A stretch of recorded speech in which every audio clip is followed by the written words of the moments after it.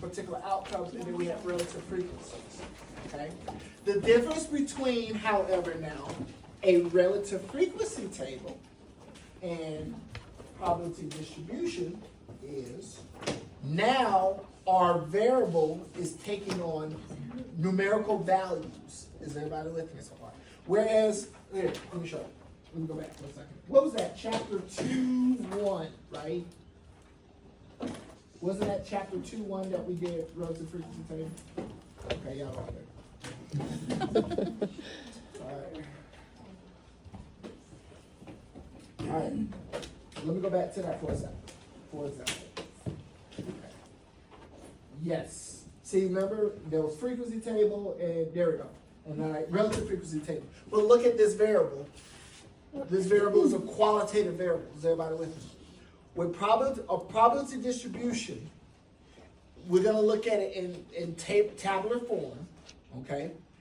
The difference between like a relative frequency distribution and a probability distribution is now this variable is going to be a numeric variable. So instead of words, we're going to have numbers. The outcomes are going to be numbers now. Is everybody with me so far? But we're still going to, but relative frequency, again, you take the frequency and divide by the total, right? Or in this case, by the sample size. Here, back then, it was by the sample size.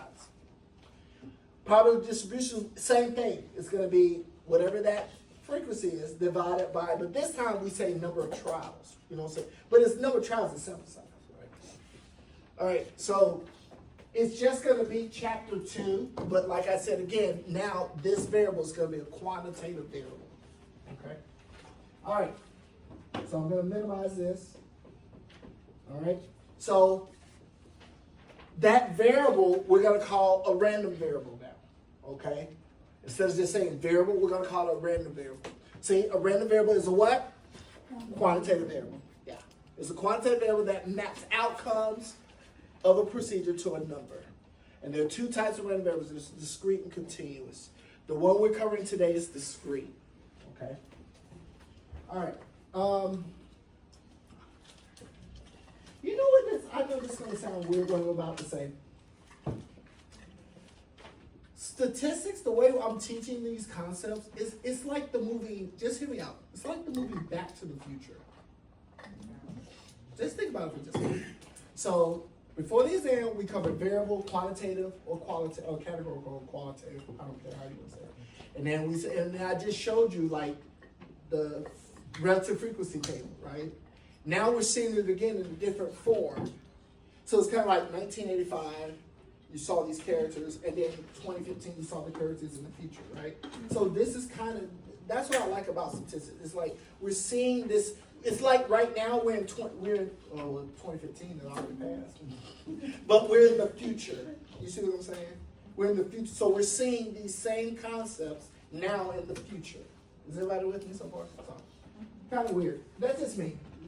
You know, okay, y'all don't care. All right, so let's. And then we're going to come back to continuous. We'll come back to it later. We're going to cover what is a continuous random variable. Okay? So you'll see this slide again. I'm going to pass continuous.